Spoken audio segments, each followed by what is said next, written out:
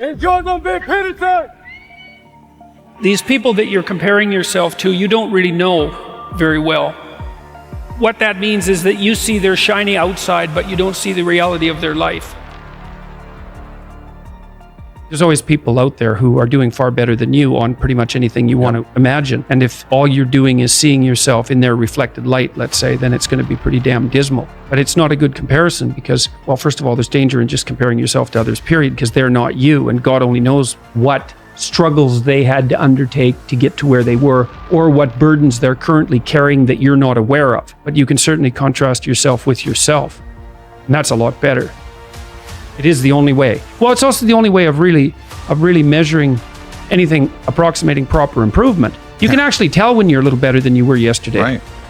And you can actually do that. That's another thing that's so interesting about it, is that you can actually make yourself a little better in some way, pretty much, well, I don't know if it's at every moment, but you can certainly do it every day. Be careful who you share good news with, because you want to share good news with people who are going to be genuinely happy for you, and be careful who you share bad news with, because that's equally tricky. You want someone who will listen to you when you're having trouble and allow you your grief. Beauty calls people to their higher being, I would say, and to make friends with beauty is to introduce yourself very carefully to one of the mysteries of life that make it worth living. There's never been a better time for the majority of people to be alive, and the future, although we're vulnerable and terrible things can always happen to us, it's hard to make a case that the future doesn't look comparatively positive. We're becoming extremely technologically sophisticated, and the world is changing at an incredibly rapid rate, and the only way we're going to be able to manage that in a positive way is if each of us, or as many of us as possible, are capable of making wise and careful and truthful decisions. And if we do that, then maybe things can continue to improve. You don't get people to stand up on their own 2 feet and to adopt responsibility if everything is given to them. And that's a real conundrum. You know, maybe you're in California, see someone speeding down the road in a convertible Porsche, and you think, oh man, what a lucky bastard. And the truth of the matter is that he's thinking about wrapping his expensive sports car around the next cement pillar that he comes close to. You know, you can't tell, and people have hard lives, and even people who are comparatively fortunate have hard lives. And the ideal that you're observing that makes you jealous and resentful is in large part an illusion that's created by your own mind. You have to be careful of what you're jealous of, because you don't really know what it is. And then the other thing that's kind of useful is to understand you're quite different from other people, and you shouldn't be comparing yourself to them because they're not like you. They don't have your family. They don't have your temperament. They don't have your troubles. They don't have your abilities. The only person that has those is you. One of the rules, I think it's rule 4, is compare yourself to who you were yesterday and not to who someone else is today. And see, that's a game you can win.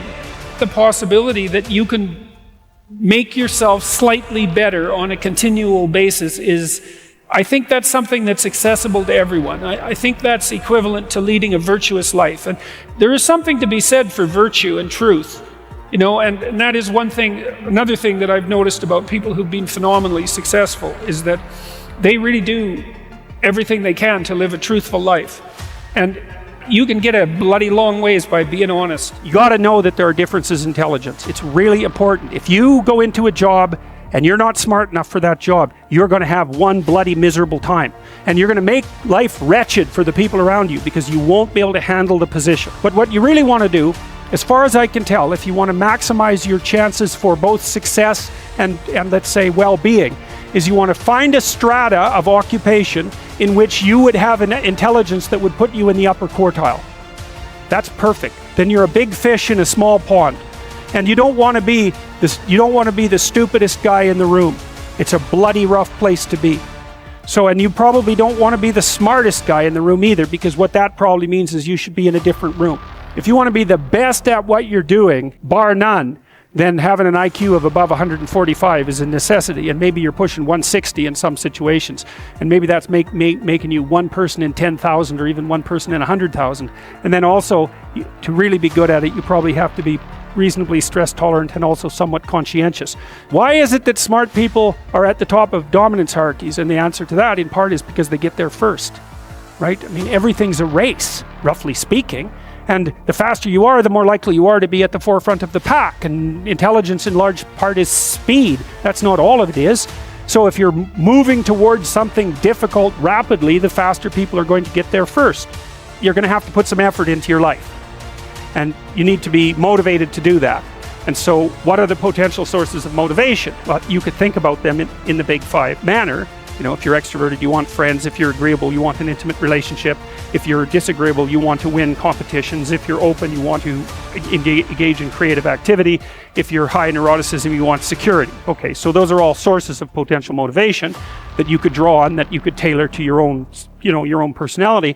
But then there are dimensions that you want to consider your life across. And so we ask people about, well, if you could have your life the way you wanted it in 3 to 5 years, if you were taking care of yourself properly, what would you want from your friendships? What would you want from your intimate relationship? How would you like to structure your family? What do you want for your career? Well, how are you going to use your time outside of your job? And how are you going to regulate your mental and physical health, and maybe also your drug and alcohol use? Because that's a good place to auger down. And that tangles in your incentive reward system.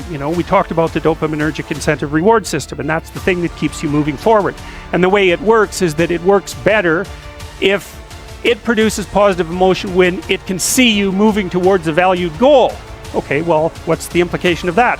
Better have a valued goal, because otherwise you can't get any positive motivation. Most creative people fail at producing their creative product and monetizing it, right? So your default position, if you're a creative person, is you're going to fail. And that's because it's hard to come up with something new, and it's hard to present it to the market at the right time, and it's hard to market it. Like, those things are really, really difficult. And so what successful entrepreneurs do is they just keep doing it over and over and over and over and over and over and over. And eventually, if they're fortunate, one of their ideas happens to hit the right place at the right time. Even if your idea is good, that doesn't mean it will be successful. There's so many things that have to be taken into account. So this is partly why persistence, and that's part of conscientiousness, is so useful. It's like persistence is helpful because it enables you to run many, many experiments. And you need to know that the baseline is failure.